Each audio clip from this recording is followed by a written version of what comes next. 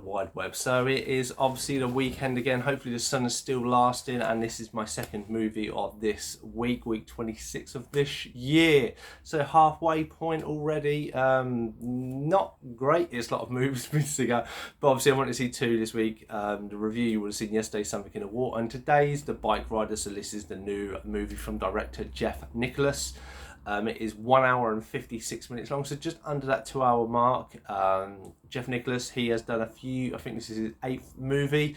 Previous ones have been Midnight Special and Mud. I've seen Midnight Special, but I've not seen Mud, so take that as a gauge of what you feel of his. This brings quite an all-star cast. So you have Jodie Comer from Killing Eve fame and Free Guy. She plays Kathy. She's quite a pivotal role. And you have Austin Butler, obviously, off the hit success of Elvis and Dune Part 2. He plays Benny. Tom Hardy as the gang vandal leader, Johnny. Then you have a kind of ensemble of other actors in there. So Michael Shannon plays Zipco. He's another biker in it. Boyd Holbrook, he is Cal, again another biker, and Damon Herring plays Brucey. He's one of the gang, and then a rival gang member that comes along with them, part of the Readers, played by Norman Reedus, who's called Fuddy Sunny. Outside of the gang members and obviously Kathy, the Jodie Comer character, there are two other characters you kind of get to meet. So first there's Michael Fast. He plays Danny. He is a kind of journalist. He's a photographer, and he's kind of recording what's happening with the gang, and he interacts with Kathy through quite a lot of this movie to kind of set the tone and the pace. And then you have Toby Wallace, who is the kid who is a pivotal character that kind of you lead on to by the end of the movie.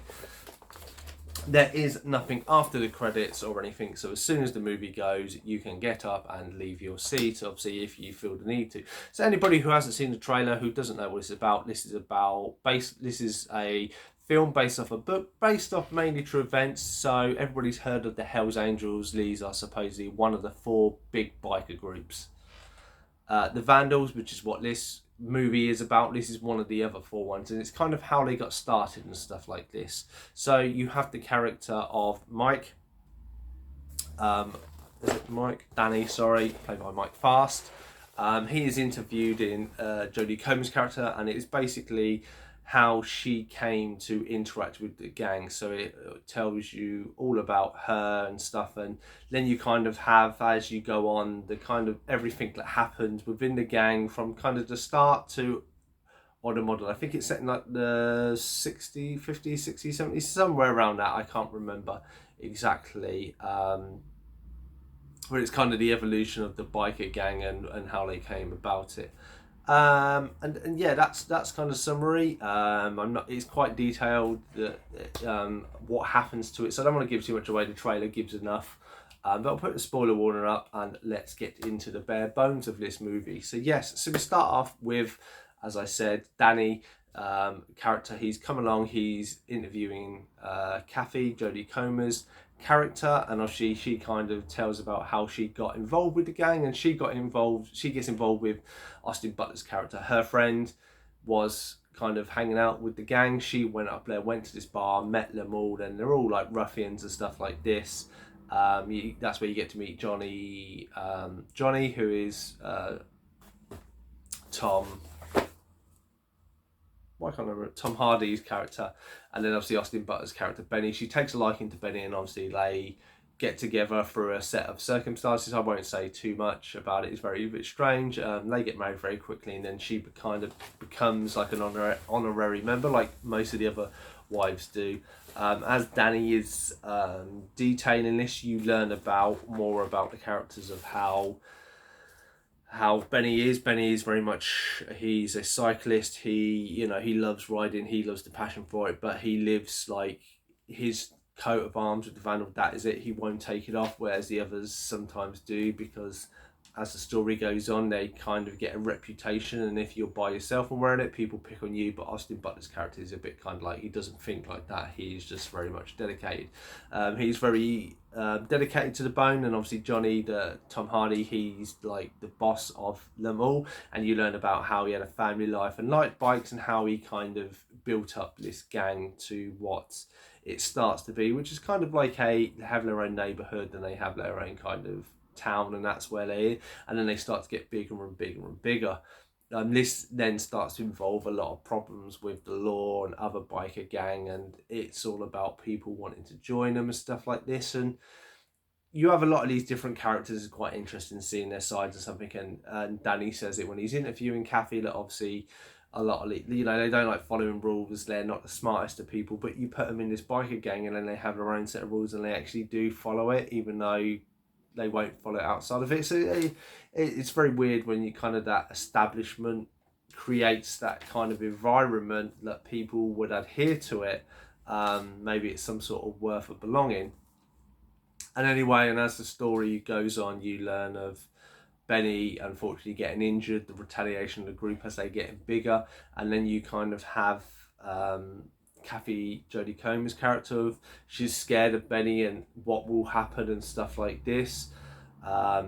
Benny won't give up riding. Johnny's very much wanting to soon retire. He sees that, he wants Benny to take over it, and then a set of circumstances happen and Benny ends up leaving. He just drives off, and for a year on he's not found. The reason why this kind of happened is because during, I think there's a war and that a lot of them, maybe Vietnam and that, where a lot of them come back from, or a lot of people come back from and join the gang, and they just, this new generation are just, they're drug users, they're rapists and all this stuff. They will turn on their own members and stuff like this, and it starts getting what is a friendly gang to almost kind of cult ones that you can't leave and everything. And it's just the wrong sort of people have joined this over the time. You do get to meet the character of the kid. He sees the biking very early on and then kind of grows up to wanting to be one. Tries to kind of join them, and through the loyalty test unfortunately fails, and he gets sent off halfway through the movie, give or take, and then he comes back to be the big pivotal role near the end, because this gang have a kind of motto that if you are a Vandal member, you can have a bout for the title, so to speak, to rule. And basically it's fists or knives, that's the way they want. The bloke calls knives, the kid calls knives, so that's what I want to do it. Tom Hardy's like, fine, tomorrow night, parking lot, blah blah blah blah. The gang have already gone down, Benny's gone away, Kathy's very much not sure what's going on, and obviously it then builds up to this altercation between Tom Hardy's character and Toby Wallace, the kid's character. Obviously Tom Holland, he goes out, he expects, he's going to get a knife, he's just going to give the little kid a beating. Kid turns up, Tom Hardy pulls a knife, little kid pulls a gun out, shoots him, bang, he's dead. He then rules the gang, no one's going to mess him because he's got a gun. Very, scary kind of way it is. Some members through this period obviously have left, some people have died due to natural cause, or not natural causes, but to incidents that have happened. Some are just stuck in the gang because they are members, but they don't want to get beat up on that if they try to leave it. And something that is very, I say, it gets very kind of culty and stuff like this.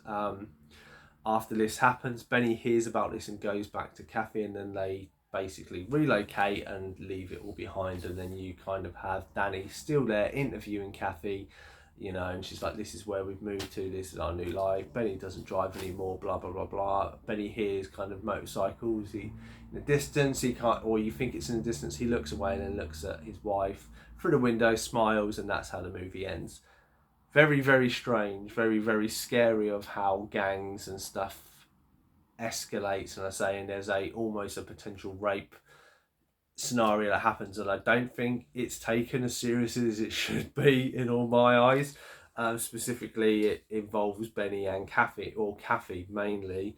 It is a misunderstanding, but it's strange that Tom Hardy's character, even though he's a bit dumb, he has his loyalty to Benny and his gang, and he's very strict on his rules of letting people in, and then all these other people get in, and it's just like, because obviously he's let too many people in the fold of different factions, and they allowed other people in. Obviously you do meet other bike gangs and stuff like this, and you meet Norman Reedus' character, Funny Sonny, and he is quite funny and stuff like this, and he is linked kind of, there's a joke with him and Cal that I thought was really, really good. There's a bit where Benny does get injured that I thought was done really well. I was like cringing because I had some people behind me do the same expression I did when it happened. But I mean, overall, I mean, it's a well documented story and it's based on real life, so I don't want to give it the disrespect because it is obviously based on a book, based on real life, and it is a big. And I'm not into bikes, I'm not into that thing, so it's all alien to me. But unless you're into that, I didn't find too much of a big interest into these characters and into this world. I mean, I thought they were well acted in that. I mean, and I will rate this 5.6 out of 10. I mean, it's definitely worth a watch. It has a lot of intrigue to it. I think it would probably be way into the sixes if you like this sort of time period. You want to know more. If you're into bikes, if you like these actors and actresses, and they all did a really good job, but it just necessarily wasn't working for me, and because I don't think it was.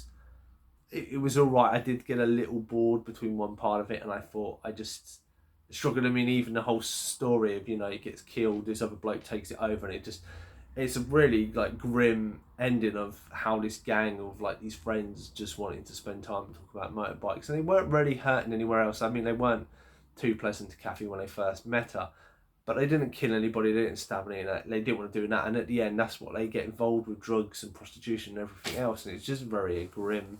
But that seems to be the way. I think it was the Iron Claw that was very grim, and I didn't.